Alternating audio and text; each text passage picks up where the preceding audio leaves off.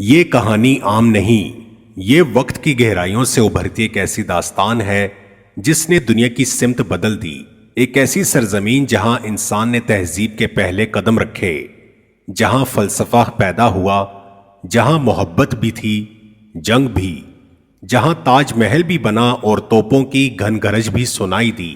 یہ وہ دھرتی ہے جس نے جنم دیا بدھا کو، اشوک کو، اکبر کو، گاندھی کو، اور یہی وہ زمین ہے جہاں سے انسان نے انسانیت کے کئی سبق سیکھے۔ یہ ہے بھارت۔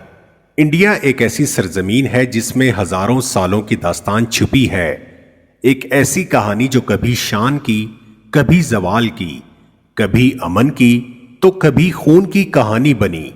آئیے وقت کا پہیا الٹا گھماتے ہیں اور واپس چلتے ہیں وہاں جہاں سے یہ سب کچھ شروع ہوا تھا۔ وادی سندھ کی تہذیب تقریباً 5000 سال پہلے موجودہ پاکستان اور شمال مغربی بھارت کے علاقوں میں ایک حیران کن تہذیب پروان چڑھ رہی تھی۔ وادی سندھ کی تہذیب یہ دنیا کی قدیم ترین تہذیبوں میں سے ایک تھی۔ یہاں کے لوگ منصوبہ بند شہر بناتے، نکاسی کا نظام رکھتے، تجارت کرتے اور کپاس سے دنیا کو کپڑا دیتے۔ ہڑپا اور موہنجو داڑو میں پختہ اینٹوں کے گھر، چوڑی سڑکیں اور بازار اس بات کا ثبوت ہیں کہ یہ لوگ منظم زندگی گزار رہے تھے۔ ان کی مہریں، زیورات اور فنون آج بھی ماہرین کو حیران کر دیتے ہیں۔ مگر ایک دن سب کچھ بدل گیا، دریاؤں کا رخ بدل گیا، یا قدرت نے کوئی قیامت بھیجی، کوئی نہیں جانتا۔ بس اتنا معلوم ہے کہ ایک عظیم تہذیب مٹی میں دفن ہو گئی۔ آریہ قوم اور ویدک دور۔ پھر شمال سے ایک نئی قوم آتی ہے، آریہ۔ یہ اپنے ساتھ گھوڑے، رتھ اور ایک نئی زبان لاتے ہیں۔ یہ وہ دور ہے جسے ویدک دور کہا جاتا ہے۔ یہی لوگ 4 مقدس ویدک لکھتے ہیں جو ہندو مذہب کی بنیاد بنتے ہیں۔ اسی دور میں ذات پات کا نظام، قربانی کی رسومات اور مذہبی نغمے وجود میں آتے ہیں۔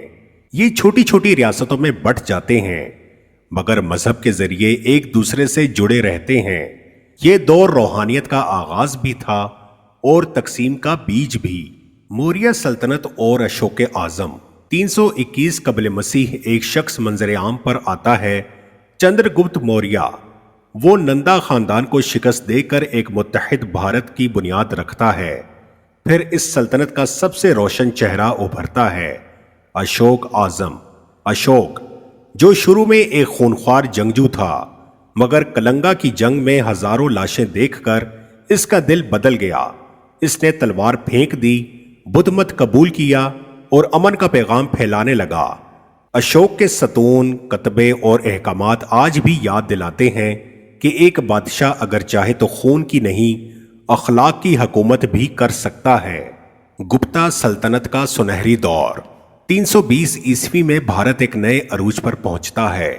گپتا خاندان کے ساتھ یہ وہ وقت تھا جب علم، فلسفہ، ریاضی، فلکیات اور ادب نے نئی بلندیوں کو چھوا۔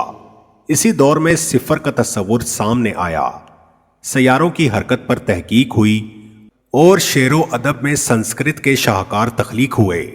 یہ وہ زمانہ تھا جب بھارت کو سنہری چڑیا کہا جانے لگا، ایک ایسا وقت جب علم ہی طاقت تھا۔ دہلی سلطنت اور مغلوں کا دور۔ 12ویں صدی میں شمال سے ایک نیا طوفان آتا ہے، مسلمان حملہ آوروں کا۔ قطب الدین ایبک، خلجی، تغلق اور لودھی خاندان دہلی کے تخت پر قابض ہوتے ہیں۔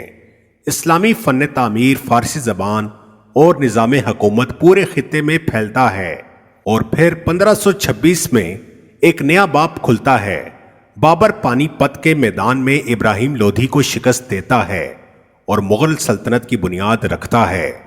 اکبر کا زمانہ آتا ہے، مذہبی رواداری، فنون لطیفہ اور انصاف کی مثالیں۔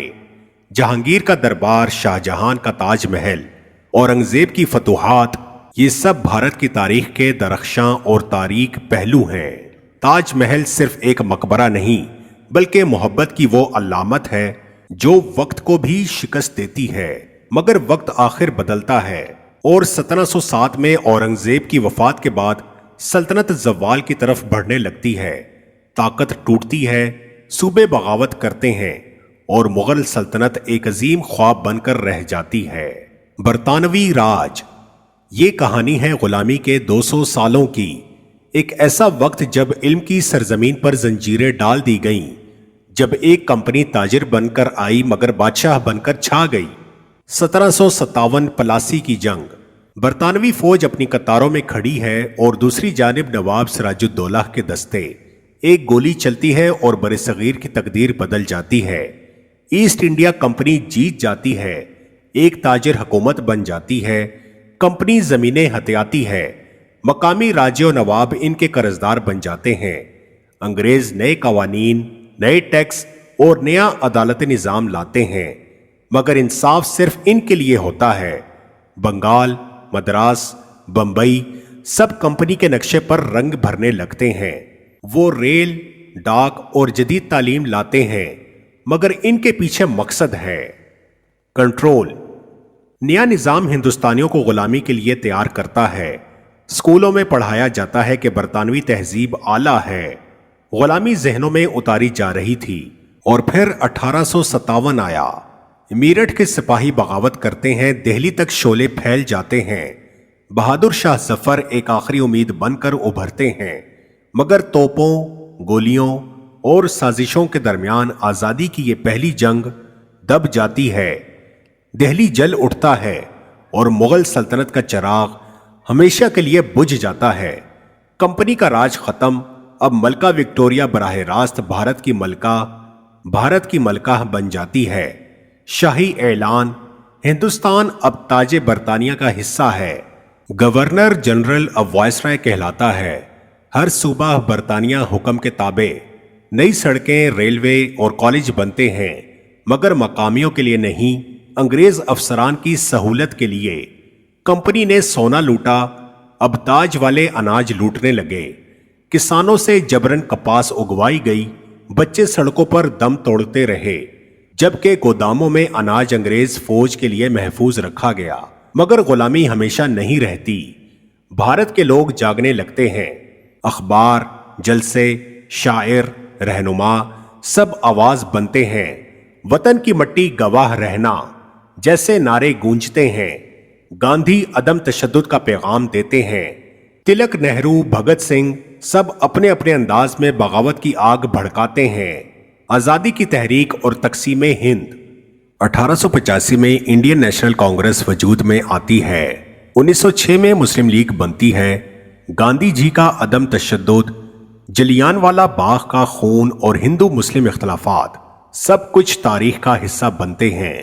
1930 میں علامہ اقبال تصور پاکستان دیتے ہیں اور قائد اعظم محمد علی جناح ایک الگ وطن کی بنیاد رکھنے نکلتے ہیں۔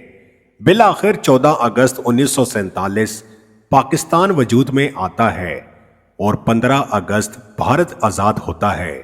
مگر آزادی کے ساتھ لاکھوں جانیں قربان ہوئیں، خون بہا، آنکھوں میں آنسو، مگر دلوں میں امید تھی۔ ایک نیا سورج طلوع ہوا جس نے برصغیر کی تاریخ ہمیشہ کے لیے بدل دی۔ اختتام۔ بھارت کی تاریخ انسانیت کی تاریخ ہے۔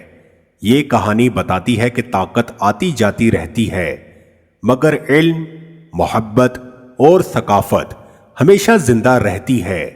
یہ دھرتی کبھی وادی سندھ تھی، کبھی موریہ، کبھی مغل، کبھی راج، لیکن ایک بات ہمیشہ قائم رہی، یہ زمین انسانیت کے سبق دیتی رہی۔ وقت کے اس لمبے سفر میں بھارت نے ہمیں سکھایا ہے کہ تہذیب مٹتی نہیں، بس روپ بدل لیتی ہے۔ یہی بھارت ہے، ایک سرزمین جو آج بھی تاریخ کی دھڑکنیں سناتی ہے۔ اگر آپ کو یہ ہماری ویڈیو پسند آئی ہو تو اسے لائک کریں، ہمارے چینل کو سبسکرائب کریں اور دیے گئے کامنٹ باکس میں اپنی رائے کا اظہار کریں۔ شکریہ۔